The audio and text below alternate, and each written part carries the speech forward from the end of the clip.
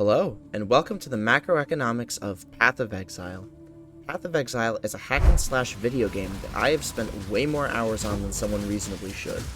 Something rather unique about this game, however, is its extremely intricate and complicated economy, and it's all centered around this little orb here, the Chaos Orb.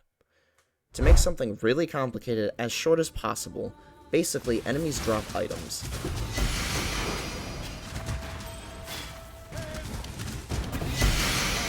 Those items are used to make or upgrade gear for your character, and usually are specifically farmed because they don't drop in large enough quantities for gear crafting unless you specifically target them.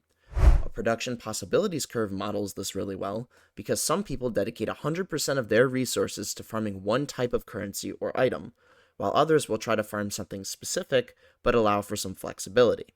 Many players, however, just play the game and hope good things drop, so oftentimes, people will trade for the items they need using currency.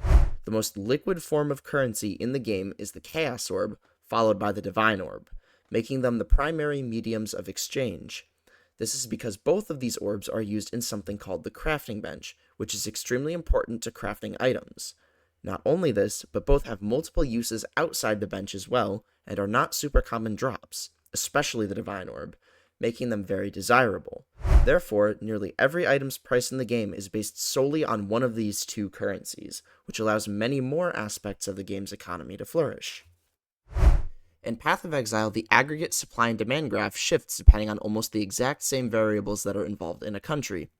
For simplicity's sake, the supply and demand graph I will be talking about will be in reference to the supply of Chaos Orbs and Divine Orbs in the economy, but this graph could apply to literally any currency in the game. The long-run aggregate supply for this example is dependent on the government, in this case the game developers. A new league introducing balance changes and new mechanics is introduced into the game every 4-ish months, and when this happens it usually changes meta strategies involved with farming currency. Depending on what strategies are viable and how lucrative they are, the currency supply will fluctuate accordingly. You can see this in the current league where a Divine Orb is worth 116 Chaos Orbs. The past few leagues, the price was between 190 to 240 Chaos Orbs, which shows how this league caused the long-run aggregate supply to shift to the right. Demand for specific items will shift depending on how useful the item is in the current league. Something else interesting about the economy that I just mentioned is the amount of currency in circulation. As mentioned, how much currency is in circulation depends heavily on the metas and drop rates. However, unlike real-life coins or bills, currency can be used by the player to create or modify items. This means that if there were only 10 Chaos Orbs in existence, someone could choose to use one, and all of a sudden the economy would have 1/10 less currency. Obviously, there are a lot more than 10 orbs, considering there is a specific currency in the game that is worth over 112,000 Chaos Orbs at the moment. But due to the fact that the orbs are used just as commonly as they are traded, the money supply actually tends to settle around a specific amount once the league has been going for a few weeks. Leagues, in a sense, have their own business cycles too, and there are expansions when drop rates and farming strategies are good or easy respectively, and recessions when there is the opposite. Sometimes items are also more powerful than expected, and sometimes they are outclassed by others and become more obsolete, so it heavily depends on the state of the league. Something unique about the economy of Path of Exile, however, is the fact that it resets every new league. Each time a new league comes out, all characters are moved over to what is called Standard League, where there are no new league mechanics and it's just the base game and older mechanics. Due to this, the economy essentially starts from scratch each new league. Inflation can also be rampant during the early league, because currencies are highly desired to start crafting endgame gear, but are not easily accessible due to the limited amount of time to acquire them. One problem within the Path of Exile economy is also that inflation can be artificially created at the beginning of a league through the pricing of an item. In the real world, this would be called price gouging, but in Path of Exile, it's actually kind of a Kickstarter for rampant inflation.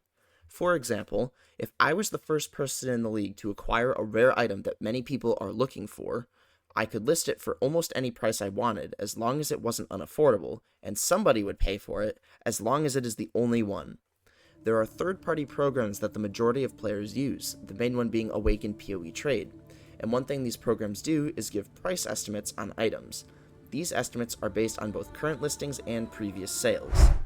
This means that if I sell that rare item for a huge amount of currency before another is listed, someone else who drops the item and uses that software will receive a price estimate based on the ridiculous price I sold the item at. And if they choose to list it for a similar price, the software will double down on the price because current listings and previous listings are a similar number. This can spiral into a huge inflation on an item that can take multiple days to calm down. Keep in mind that a league only lasts 4 months, meaning that the economy is able to be fixed much faster than an actual country, but in terms of how long a league lasts, this is a significant amount of time. In conclusion, the economy of Path of Exile offers an interesting parallel to real-world macroeconomic principles, yet operates within a diverse and rapidly changing environment. The game's frequent league resets, the pivotal role of chaos and divine orbs, and the interactions between supply and demand create a surprisingly complicated economy. The potential for early league price manipulation and inflation highlights just how complicated and volatile it can be.